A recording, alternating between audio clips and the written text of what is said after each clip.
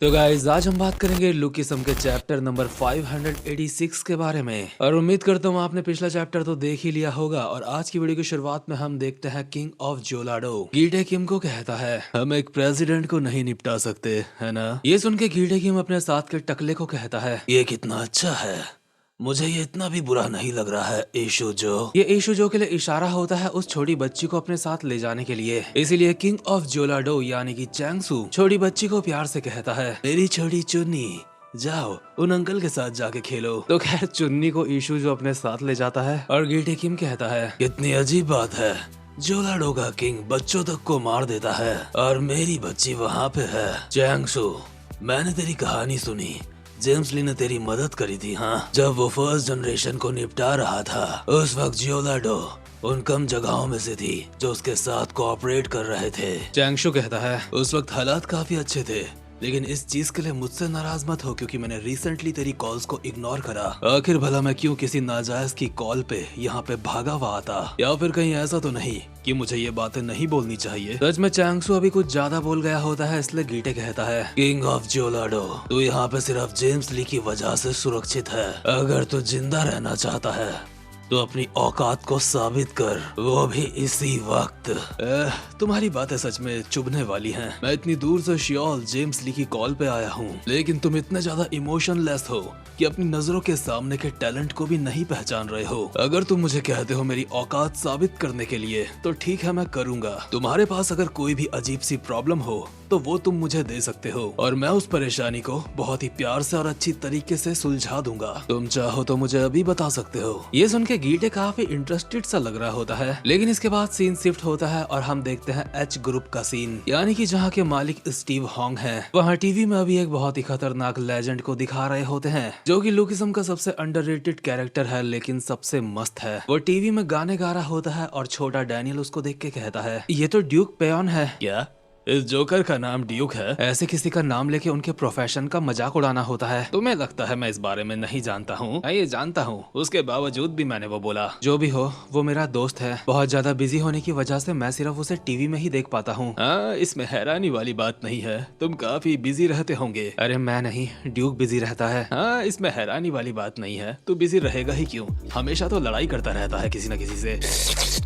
वैसे वो जेम्स ली के साथ क्या मामला चल रहा है? मेरी उससे आखिरी बात बुशान में हुई थी, लेकिन उसके बाद मेरी उससे बहस हो गई और हमने बात करना बंद कर दिया। मैं बस ये पूछना चाहता हूँ बुशान के बाद क्या हुआ था? अरे टीवी में देख तो जरा, लगता है जोकर जीत गया। वो कोई जोकर नहीं है, वो रैपर ड्यूक है। और सच में यार अपना ड्यूक भाई 10 करोड़ वॉन जीता होता है, जो कि इंडियन रुपीज में लगभग 62 लाख के बराबर होता है। मतलब देख रहे हो भाई के पास 2 बॉडी भी नहीं है, उसके बावजूद भी भाई कभी झुका नहीं। खैर डैनियल स्टीव को कहता है कि आपने सच में मुझे बस यहाँ पे ये सारी बातें करने के लिए बुलाया है? आखिर तुम्हारा इस बात से क्या मतलब है? मेरा मतलब बस तुम ये जानना चाहते थे क्या कि जेम्स ली के साथ मेरी बात हो रही है या फिर नहीं? दरअसल बात यह है, मुझे लगता है जेम्स ली ने गैब्रियोंग किम को मारा था। क्या गैब्रियोंग किम को? सच में? गैब्रियोंग किम एक बहुत ही ज्यादा नामी गैंगस्टर था जो तुम्हारे दोस्त का बाप था। मैं उसकी मौत के बारे में इन्वेस्टिगेट कर रहा था और सामने नाम आया जेम्स ली का। मैं और ज्यादा गहराई में गया और मेरे सामने और ज्यादा कुछ दिलचस्प चीज आई और वो है गीटे किम।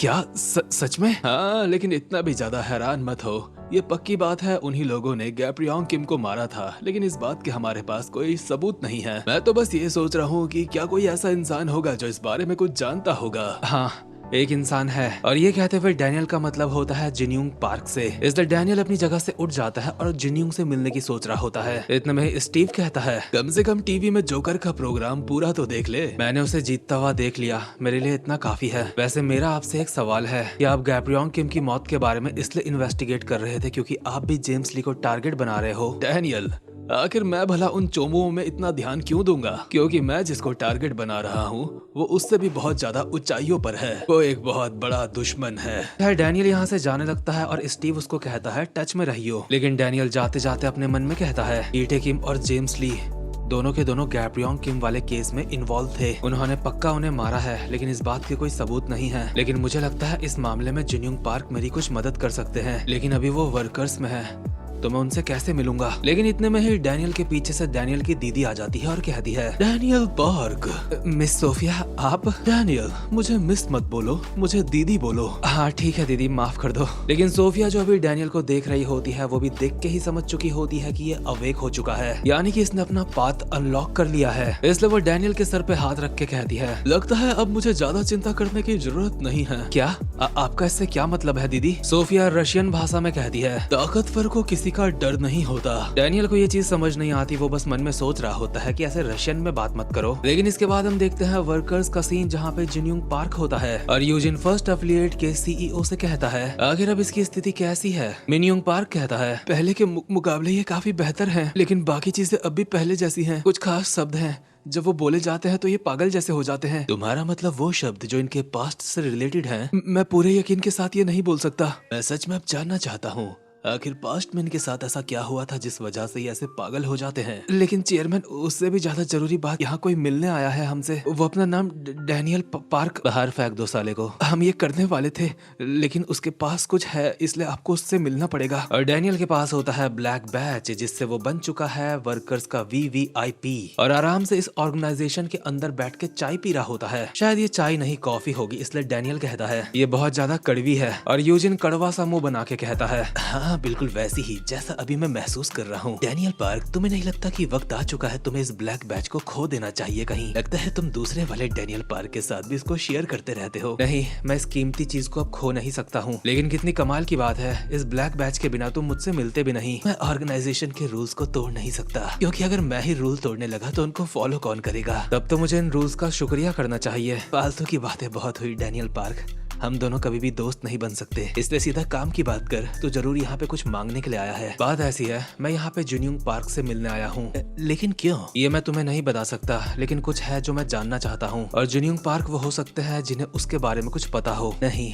आखिर मैं तेरी मदद क्यों करूँ? वैसे भी तूने वर्कर्स की बहुत ज्यादा वाट लगाई है। डैनियल पार्क, क्या तुझे सच में लगता है मैं तुझसे ब्लैक बैच की वजह से मिला हूँ? क्या तुम मुझसे ब्लैक बैच की वजह से नहीं मिले? हाँ, चला अब बातचीत स्टार्ट करते हैं। लेकिन इसके बाद सीन शिफ्ट होता है और हम देखते हैं लाइटनिंग चोई को, जिसे कोरियन में बोंगे चोई कहते हैं। लाइनमैन ने इसके सामने 9 रामेन्स के पैकेट तैयार करके रखे होते हैं, इसलिए लाइटनिंग चोई कहता है, तुम्हारे चोट लगी है लेकिन उसके बावजूद भी तुमने मेरे लिए करा। तुम सच में मुझे रुलाओगे? बस चुपचाप से उसको खाओ, मैं शर्मिंदगी से मरे जा रहा हूँ। मैंने बिल्कुल नहीं सोचा था इतना ज्यादा हीरो बनने के बाद मैं किसी की ऐसे मार खाऊंगा। इतना ज्यादा निराश मत हो, तुम्हारा दुश्मन 7 कॉन्टिनेंटल स्टार का था। क्या आपको इस बारे में पता है? हाँ, पुराने दिनों में भी ऐसा नहीं था कि किसी ने उनके बारे में सुना ना हो। इसलिए ताकतवर दुश्मन से हारने में निराश मत हो, क्योंकि यही रास्ता है ताकतवर बनने का। लाइनमैन यहाँ से जाते हुए हल्का सा झुक के कहता है, खैर आपने जो मुझे डिलीवर करने के लिए कहा था मैं वो करने जा रहा हूँ। क्या तुम प्लीज मेरे सामने ऐसे झुकना बंद करोगे? आप मेरे टीचर हो, इसलिए मुझे आपको रिस्पेक्ट देनी ही चाहिए। ठीक है लाइनमैन, तुम बस सुरक्षित रहना। ट्रस्ट मी, मैं दोबारा से गलती नहीं करूंगा। ठीक है, तो अब मैं चलता हूँ। यहाँ से जाते हुए लाइनमैन के चेहरे में स्माइल होती है, क्योंकि उसके मास्टर ने तो उसकी तारीफ करी ही है। साथ ही में एंचॉन में स्पीड वालों ने भी उसकी तारीफ करी थी और वो लाइनमैन को बोल रहे थे कि हम तुम्हारा ये एहसान कैसे चुकाएंगे। लाइनमैन बस वहाँ से एक स्माइल के साथ चला जाता है और कहता है, तुम्हें एक सपोर्टिंग कैरेक्टर को ऐसी बातें नहीं कहनी चाहिए। और अपने आप में ही प्रेजेंट मूवमेंट में बड़बड़ा रहा होता है, ये तो बस शुरुआत है, अभी देखते जाओ मैं क्या क्या करता हूँ। लेकिन इतने में ही उसकी टक्कर होती है एक प्री जनरेशन के बंदे से। और इसके अगले सीन में हम देखते हैं लाइटनिंग चोई को, जिसे बाहर से कुछ आहट आती है। लाइटनिंग चोई को ऐसा लगता है जैसे लाइनमैन वापस आ गया है, शायद वो कुछ भूल गया है। इसके अगले सीन में हम देखते हैं जेम्स ली को, जो गीटे किम को कहता है, तो जोलाडो का किंग तुझे कैसा लगा? वो काफी काम का है। मुझे लगता है अब मुझे समझ आ रहा है कि तू उसे इस्तेमाल क्यों करता है। हाँ, वो भविष्य में तेरी मदद करेगा। मैंने सुना है जिस प्लान के बारे में मैंने तुझे कहा था तो उसके साथ उसमें आगे बढ़ रहा है। तो जो फोटोज मैंने तुझे दी थी, उन फोटोज वाले लोगों को तू कब निपटाएगा? इसी वक्त वो चीज स्टार्ट हो चुकी है। इसके बाद हम वापस से लाइटनिंग चोई को देखते हैं, जो अपने सामने खड़े बंदे को देख के खुश हो जाता है, क्योंकि वो होता है प्री जनरेशन का जेंटलमैन। जेंटलमैन लाइटनिंग चोई से पूछता है, सब कुछ बढ़िया चल रहा है ना? लाइटनिंग चोई कहता है, हरामजादे, तेरे बॉस ने मेरे पैर काट दिए। ऑफ कोर्स मैं बिल्कुल मस्त हूँ। तेरी हालत कुछ ठीक नहीं लग रही है, इसलिए ज्यादा हिल मत। तो इस कबाड़ खाने में रहता है। हाँ, ये जगह दिखाते हुए मुझे थोड़ा अजीब लग रहा है। मेरा मतलब तो इस उम्र में भी लड़कियों के साथ मजे करता है, इसलिए ऑफ कोर्स मुझे अजीब लग रहा है। क्या तू आजकल भी अमीर औरतों को पटा के उनके पैसों में मजे कर रहा है? तुझे पता है प्यार के अलग अलग रंग होते हैं। क्या तू उस बुढ़ी औरत से आजकल भी मिलता है? नहीं, वो तो कब की निपट गई। ये बता, क्या तू आजकल भी डांस करता है? मुझे लगता है तेरे पास डांस करने के लिए टांगे नहीं है, लेकिन अगर तू बहुत ज्यादा मेहनत करेगा तो तेरी टांगे वापस आ जाएंगी, है ना? एडवाइस के लिए शुक्रिया, लेकिन तुझे जेंटलमैन क्यों बोलते हैं बे? तेरा नाम तो चिलबॉक कैंग है ना? जेंटलमैन यहाँ की हर चीज में परफ्यूम छिड़क रहा होता है और लाइटनिंग चोई को कहता है। मुझे कोई आइडिया नहीं तो किस बारे में बात कर रहा है, लेकिन कितनी मजेदार बात है। हम इस तरीके से हमेशा लड़ते रहते थे। हाँ, मैं एग्री करता हूँ।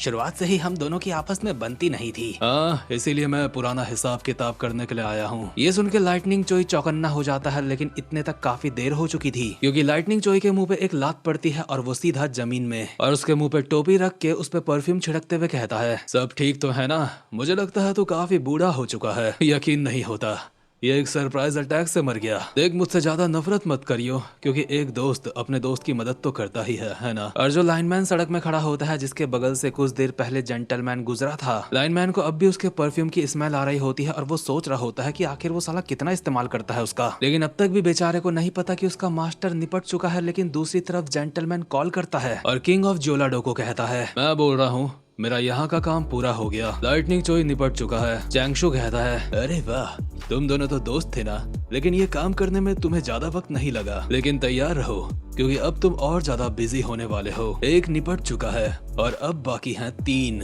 लेकिन तुम्हें पता है, मैं तुम्हें यहाँ पे वापस से देखने की बिल्कुल भी उम्मीद नहीं कर रहा हूँ। और किंग ऑफ जोलाडो लाइटनिंग चोई की फोटो से चाकू निकाल के घोप देता है टॉम की फोटो के ऊपर और कहता है, तो कैसा है अल्टीमेट किंग? काफी टाइम बाद दिख रहा है। यानी कि गीटे लोगों का अगला टारगेट है टॉम ली। और सच में अभी तो मजा आने वाला है, क्योंकि बाकी के जितने भी टारगेट थे वो लोग वो पूरा कर सकते थे, लेकिन टॉम को मारना कोई बच्चों का खेल नहीं। शायद उसके लिए गीटे को खुद जाना पड़ता। लेकिन अभी किंग ऑफ जोलाडो भेज रहा है मेरे ख्याल से जेंटलमैन को, और मुझे नहीं लगता कि जेंटलमैन टॉम ली को निपटा पाएगा। इसलिए किंग ऑफ जोलाडो भी यही सोच रहा है कि वो वापस से उसको देखेगा नहीं, यानी कि जेंटलमैन को। और साथ ही में जो गीटे के 4 टारगेट थे, उनमें से चौथी फोटो भी अब क्लियर हो चुकी है, जो कि कपड़ों से तो जिन्यूंग पार्क लग रहा है, लेकिन शक्ल अब भी इसकी ठीक से नहीं दिखाई गई है। लेकिन सबसे मस्त बात तो मुझे ये लगी है कि अगला टारगेट है टॉम ली। खैर गाइस, उम्मीद करता हूँ कि आपको आज की वीडियो भी अच्छी लगी हो, इसलिए वीडियो को लाइक और चैनल को सब्सक्राइब जरूर से कर देना। अब मैं मिलूंगा आपसे अपनी नेक्स्ट वीडियो में, तब तक के लिए गुड बाय।